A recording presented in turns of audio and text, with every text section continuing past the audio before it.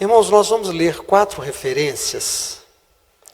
E eu quero te convidar primeiro a abrir a sua Bíblia no Evangelho de João, capítulo 4, a partir do verso 31. E entretanto, os discípulos de Jesus lhe rogaram, dizendo: Rabi, come. Porém, ele lhes disse: Uma comida tenho para comer, que vós não conheceis. Então os discípulos diziam uns aos outros: Trouxe-lhe porventura alguém de comer? Jesus lhes disse: A minha comida é fazer a vontade daquele que me enviou e realizar a sua obra. Segunda referência, por favor, Evangelho de João, capítulo 6, verso 38. Porque eu desci do céu, não para fazer a minha vontade, mas a vontade daquele que me enviou. E a vontade do Pai que me enviou é esta: que nenhum de todos aqueles que me deu se perca, mas que eu o ressuscite no último dia. Porquanto a vontade daquele que me enviou é esta: que todo aquele que vê o Filho e crê nele tenha vida eterna.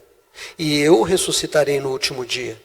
Murmuravam, pois, dele os judeus, porque dissera: Eu sou o pão que desceu do céu. E diziam: Não é este Jesus, o filho de José, cujo pai e mãe nós conhecemos? Como, pois, diz ele: Desci do céu? Respondeu, pois, Jesus e disse-lhes: Não murmureis entre vós. Ninguém pode vir a mim, se o Pai que me enviou não o trouxer. E eu o ressuscitarei no último dia. Está escrito nos profetas: E serão todos ensinados por Deus. Portanto, todo aquele que do Pai ouviu e aprendeu, vem a mim. Não que alguém visse o Pai, a não ser aquele que é de Deus. Este tem visto ao Pai. Na verdade vos digo, que aquele que crê em mim e tem a vida eterna. Eu sou o pão da vida. Vossos pais comeram maná no deserto e morreram. Este é o pão que desce do céu, para que o que dele comer não morra. Eu sou o pão vivo que desceu do céu. Se alguém comer este pão, viverá para sempre. E o pão que eu der é a minha carne, que eu darei pela vida do mundo. Amém. E por favor, a última referência, 2 Coríntios, capítulo 4, verso 18. É um versículo só, o último, do capítulo 4. Não atentando nós nas coisas que se veem, mas nas que não se veem. Porque as que se veem são temporais, acabam. E as que não se veem são eternas para sempre. Amém. Irmãos, de uns anos para cá, a gente tem visto um interesse crescente na nutrição. Nutrição é aquela parte da ciência que cuida dos alimentos que nos fazem bem. E que vão classificar aqueles que nos fazem bem dos que não nos fazem bem. Paradoxalmente, ao interesse que muitos têm demonstrado em buscar uma alimentação nutricional equilibrada, boa, a gente tem visto também a indústria oferecendo cada vez mais para as pessoas alimentos ruins, alimentos processados e alimentos ultraprocessados.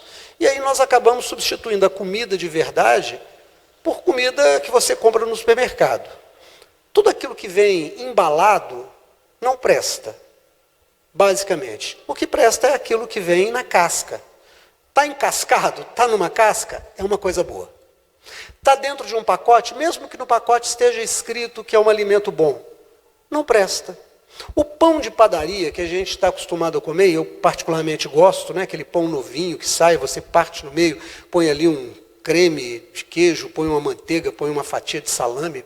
O que você gostar, uma geleia, é uma delícia. Mas aquele pão é um alimento processado. Quase sempre as padarias já compram uma mistura, quando já não compram o pãozinho enrolado, só para pôr no forno. Pão de verdade é feito com farinha de trigo, água, fermento, sal e açúcar, um pouquinho de açúcar. E forno, isso é pão. Mas as pessoas, por pressa, por comodidade, acabam comendo comida que não presta. Você põe um danoninho, você põe um iogurtezinho que você compra na frasqueira do seu menino, pega um pacotinho lá de uma batata frita, que não é batata, embora seja escrito batata, não é batata. E aquele menino leva. Não é à toa que, primeira onda de frio, os hospitais ficam cheios de menino. Tudo menino gordo, mas tudo menino fraco. Tudo fraco. Meninos que não comem feijão, meninos que não comem verdura, meninos que não comem carne, meninos que não comem nada. Tem meninos que têm um cardápio muito estreito. Só come isso. Eu não como ovo, eu não como cebola, eu não como... Então não é de se estranhar que a saúde fique debilitada. Bom, tem uma professora, Ângela Xavier, vocês já ouviram falar dela? Quem é a doutora Ângela Xavier? Farmacêutica, bioquímica, pós-graduada em nutrição. Então é uma pessoa que está na mídia há muito tempo, e aí eu fui pesquisar também, ouvi-la, né? E olha que coisa interessante que eu achei ela falando, eu separei aqui. Você sabia que a germinação, ela potencializa até 300% da nutrição do alimento? Olha, germinados é nutrição total. Para começo de conversa, os germinados, eles são alimentos vivos. Nessa fase, existe uma ativação genética de todos os genes da planta adulta. Por isso que concentra tanta nutrição. É vida gerando vida. Bom, o que ela está dizendo aqui? A semente germinada, ela tem 300% mais nutriente do que a semente comum. E aí ela usa uma expressão, ela diz assim, é uma alimentação viva. É uma alimentação viva gerando vida. O que é uma alimentação germinada? Você pega o arroz, você pega a lentilha, você pega o feijão, você pega o trigo, você coloca um pouquinho de água e deixa ele germinar. Quando ele começa a soltar os brotos, ainda está no grão, você tira aquele grão da água, seca e vai fazer a sua comida com ele brotado, com ele germinado. Tem 300% mais nutrição, e como ele já está gerando vida no grão, ele transforma geneticamente o nosso organismo. Você fica mais forte, mais resistente, mais alimentado e o melhor de tudo, você retarda os processos do envelhecimento. Você tem uma recuperação muito grande. Bom, o que isso tem a ver com a nossa mensagem? Jesus está no meio de um discurso dele e ele fala alguma coisa que as pessoas não entendem. Ele disse, eu sou o pão vivo que desceu do céu. Irmãos, é diferente porque ele falou, eu sou o pão vivo. Ele não falou, eu sou o pão de sal. Ele não falou, eu sou o pão de leite. Eu sou o pão de manteiga. Ele falou, eu sou o pão vivo. O que era o pão vivo dos dias de Jesus? Bom, no filme Jesus, aquele que mostra o sofrimento de Jesus, lembra daquele filme? Tem uma cena, logo no começo do filme, que um centurião romano chega e ele diz para o colega dele, nós temos que achar pão para comer. E aí tem umas mulheres colocando uma massa de pão, farinha de trigo com água em cima de uma pedra quente, aquilo vira um biju, vira uma coisa, e ele fala, o pão hebreu é um pão duro. Esse era o pão comum. Pegava farinha de trigo, misturava com água e punha ali. É um pão nutritivo? É um pão nutritivo porque ele não é processado, não é esse pão de padaria. Não está cheio de elemento químico. É bom. Difícil de mastigar, o sabor não é lá essas coisas, mas é um pão bom. Mas havia um pão muito caro nos dias de Jesus, era o pão vivo. Como é que era o pão vivo? Eles pegavam os grãos de trigo, colocavam na água, deixavam germinar, e quando ele brotava, todos os grãos brotavam, eles tiravam, secavam, moíam e faziam uma farinha com o trigo germinado. Esse pão era um pão muito caro, porque ele era o pão vivo. O pão vivo não era para todo mundo. O pão vivo era dado para algumas pessoas. Primeiro grupo de pessoas que podia comer o pão vivo, que comia o pão vivo. Os doentes sem recuperação. Quem estava se recuperando de uma enfermidade, comia o pão vivo. Por quê? Porque ele tem 300% mais energia, ele tem uma capacidade de fazer retardar os processos de doença, de envelhecimento. Eu não sei como é que eles sabiam disso há 2000 anos atrás, porque ela fez graduação, pós-graduação, pesquisa, descobriu isso agora. Mas lá eles já sabiam disso. O segundo tipo de pessoas que podia comer o pão vivo era aquelas que tinham ganhado o neném. Ganhou o neném, está em recuperação, o corpo está voltando ao normal, está dando leite, precisa se recuperar, então comia o pão vivo, que era um pão mais nutritivo. O terceiro grupo de pessoas que tinha prioridade em comer desse pão, porque é um pão mais caro e mais difícil de encontrar, eram os soldados que vinham das guerras, que normalmente vinham feridos, normalmente vinham bastante machucados, então eles tinham uma dieta enriquecida.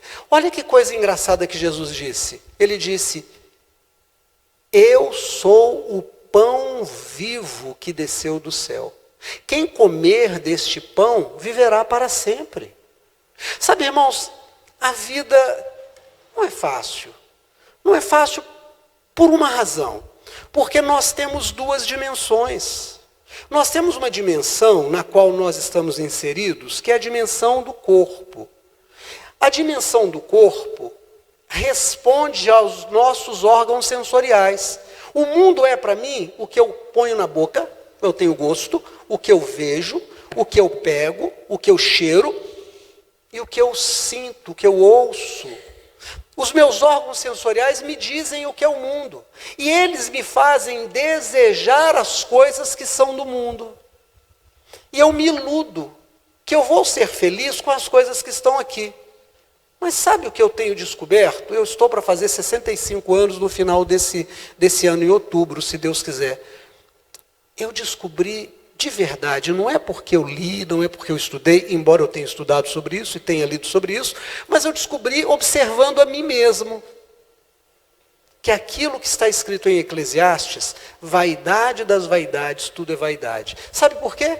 Porque nós nos iludimos de que seremos felizes se fizermos isto ou aquilo, se adquirirmos isto ou aquilo, ou se nos tornarmos isto ou aquilo. Se eu comprar um carro mais novo do que eu tenho, eu vou ser feliz. Eu começo a me dar razões para comprar esse carro.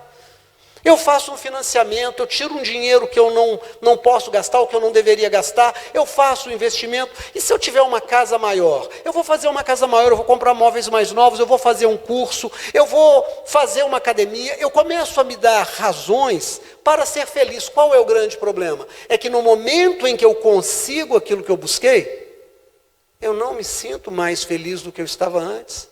Eu me sinto mais alegre. Eu tinha um carro de 10 mil reais, comprei um carro de 15 mil reais. Fico alegre. Ponho na minha garagem e a minha vida não muda, porque eu tenho um carro 5 mil reais mais caro. Eu compro uma casa mais bonita e eu vou te dizer a verdade, você já reparou que quando alguém constrói uma casa, ou compra uma casa, gosta de mostrar para os outros? Vem aqui em casa, vem aqui, vem cá, eu vou te mostrar, olha, deixa eu te mostrar o banheiro. Aí você abre o banheiro, olha essa torneira, olha aí. E você faz um tour pela casa das pessoas, porque elas estão felizes. Mas elas não estão felizes, elas estão alegres. E elas precisam da sua aprovação. Porque se você disser para a pessoa assim, olha, seu apartamento é bom, mas está fora do esquadro, né? Hein? Olha, é bom, mas o bairro não presta, né? O quê? Ou então a pessoa diz para você, você viu o carro que eu comprei? Você fala, não, ótimo, né? Pena que é Fiat, né? Eu adoro Fiat, vocês sabem disso, eu tenho. Peguei aqui, podia ser Volks. Pena que é Chevrolet. Você fala, qual que é o problema do Chevrolet? Você não viu falar? Esse de 3 cilindros está estourando o motor. Aí você fica jururu. Porque você não estava feliz, você estava alegre. Paulo, escrevendo em 2 Coríntios, capítulo 4, verso 18, que nós lemos, ele diz assim, não atentando nós para as coisas que se veem, nós atentamos para as coisas que não se veem. Então ele já está falando das duas dimensões. A dimensão do que se vê é essa que você sente pelo corpo. Qual que é o problema? É que tudo passa. Gente, eu vejo, por exemplo, casais aqui, olha, está ali a Marcinha com o noivo, está aqui o Pedro com a esposa, está ali o casalzinho esperando o neném, abraçadinho. É muito bom, mas você sabe qual é a parte triste desse casamento? E é uma tristeza? é que ele vai saindo pelos dedos como água que escorre. Você vê a pessoa envelhecendo do seu lado, você vai envelhecendo, e a dor não é dela envelhecer, é que o envelhecimento é uma aproximação do fim. Eu vi um vídeo um dia desse de um casal de 74 anos de casamento. Ela deitada dizendo, nós não podemos ficar separados, e ele disse, não, nós não podemos ficar separados, e ela morre. 10 horas depois, no mesmo dia, ele morre. Então, há uma angústia nesse mundo, porque nada que nós lutamos para ter fica, tudo passa. O corpo vai embora, envelhece, a saúde vai embora, a beleza vai embora. O dinheiro que você acumula não consegue trazer para você a felicidade, traz alegria. Felicidade não. Sabe por quê? Porque é o pão comum. Nós precisamos de alguma coisa que seja mais do que o pão comum. Nós precisamos de alguma coisa que nos alimente o espírito, que é outra dimensão. É a dimensão de Deus. Porque nós não somos só corpo. Porque se eu fosse só corpo, caso eu me acidentasse ou me adoecesse e tivesse que amputar, por exemplo, os 2 braços e as 2 pernas, e dia desse eu vi um rapaz que teve meningite, uma meningite diferente dessa comum que a gente conhece, menino de 16 anos, e chegou ao hospital rapidinho, tiveram que amputar os membros dele, ele ficou só o tronco, perdeu os braços e perdeu as pernas. Uma outra moça que comeu um alimento com salmonela, correu para o hospital, aquilo virou uma infecção, virou uma coisa, perdeu os braços e perdeu as pernas. Será que essas pessoas que perdem os membros, fosse eu, fosse você, nós seríamos menos nós? Não, eu continuaria Ademir do mesmo jeito. Irmão Albertino continuaria Albertino do mesmo jeito. Pastor Zé continuaria Pastor Zé do mesmo jeito. Por quê? Porque nós não somos o corpo. Nós nos manifestamos no corpo. Nós usamos o corpo para estarmos nesse mundo. Mas nós somos, na verdade, espírito, que é a dimensão de Deus. Então Paulo diz que eu terei de Deus, no momento em que eu deixar esse corpo, um corpo espiritual. Em um texto Paulo diz, nós temos essa casa terrestre, e quando ela se corromper, quando ela acabar, recebemos de Deus um edifício nos céus. Então no momento em que nós morremos aqui na terra, imediatamente nós nos vemos num outro corpo. Nós nos vemos num corpo diferente. Então existe uma dimensão do outro lado, mas eu preciso me alimentar para que aquele corpo do outro lado seja bom. Quantos meses você está, meu bem? 8 meses. Vai ter netinho mês que vem, hein? 1 mês. Você está tomando cuidado? Que cuidados você está tomando? Uma boa alimentação? Muito líquido, dormindo direitinho, fazendo exercícios na medida do necessário. Está vendo? Por que ela está tendo esses cuidados? Para que o neném venha nascer saudável. Ela não pode comer qualquer comida. Ela tem que comer uma comida nutritiva, uma comida equilibrada. Jesus disse, eu sou o pão vivo. Eu não sou qualquer pão. Eu não estou nesse mundo aqui só para satisfazer você que quer ter um carro novo. Ô Jesus, o senhor sabe que eu quero, vou fazer uma campanha porque eu quero um carro novo. E aí você compra um carro novo, chega na igreja e dá testemunho. É bênção? É bênção, mas vai ficar velho. O seu carro novo vai ficar velho.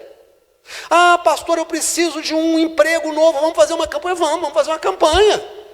E você vai arrumar um emprego. Ou você vai aposentar e um dia vai parar de trabalhar, ou você vai ser mandado embora ou vai pedir demissão, mas ele vai acabar.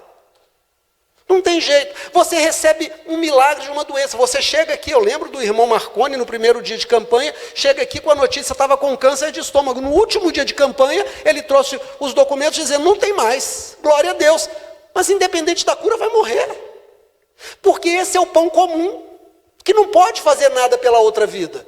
Para que eu tenha do outro lado um corpo espiritual perfeito, eu preciso do pão vivo. Do pão que seja de semente germinada. Jesus é aquela semente que germinou, porque Isaías disse assim, ele subia da terra como um broto no meio de uma terra toda rachada, de uma terra estéril, de uma terra seca, de uma terra que não podia dar vida. Deus fez um milagre e sai um broto, germina a semente. Essa semente é aquele pão que nós podemos comer no Evangelho. Quando eu ando na palavra, quando eu como a palavra, quando eu medito na palavra, eu sou fortalecido no Espírito. E aí nós lemos o texto, o primeiro texto que nós lemos, Jesus havia conversado com a mulher em Samaria, lá na beira daquela cisterna. Os seus discípulos voltaram de Samaria. E ele disse que tinha comido uma comida que eles não conheciam, que a comida que ele comia era diferente da que eles buscaram lá na cidade. E eles coçaram a cabeça e disseram, será que alguém deu comida para ele enquanto a gente não estava aqui? E Jesus disse, a minha comida é fazer a vontade do meu Pai que está no céu. Irmão, só tem um jeito de você comer o pão vivo. É você conhecendo a Bíblia e obedecendo a Bíblia. Porque não é o mero conhecedor da palavra que agrada a Deus. O diabo sabe mais de Bíblia do que eu. O diabo sabe mais de Bíblia do que o pastor Zé. O diabo sabe mais de Bíblia do que o pastor Márcio Valadão. O diabo sabe mais de Bíblia do que o pastor Anselmo Silvestre. Sabe mais de Bíblia do que o pastor Caio Fábio. Ele sabe, o grande problema é que ele sabe, mas ele é o inimigo de Deus. E às vezes eu e você, conhecedores da palavra, nós rejeitamos obedecer a palavra. Nós rejeitamos andar na palavra. E nós nos contentamos com um pãozinho comum. E às vezes você já errou.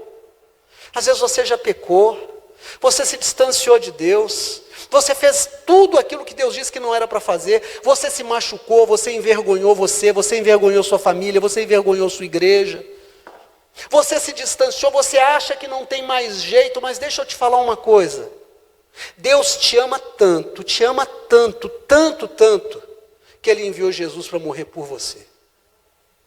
Não tem pecado que nos separe de Deus. Pastor, mas a Bíblia diz que o que separa o homem de Deus é o pecado. Mas isso quando foi dito foi antes de Jesus. Porque até aquele momento não havia sacrifício de boi ou de bode que removesse o pecado.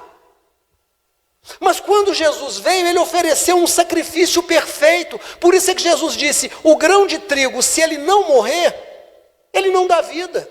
Ele precisa ser jogado no chão, morrer e germinar. E quando ele germina, ele traz vida. E ele estava falando dele. Jesus morreu na cruz e ele foi à sepultura. Mas ele ficou na sepultura? Não. Ao terceiro dia Jesus ressuscitou. E quando ele ressuscitou com a vida de Deus. E eu amei, pastora Anísia. Eu vou dizer, eu adorei a segunda música que a senhora escolheu. Porque é um dos versos bíblicos que eu mais amo. Porque tudo é dele, por ele, para ele. Você é dele, ele é por você e você é para ele.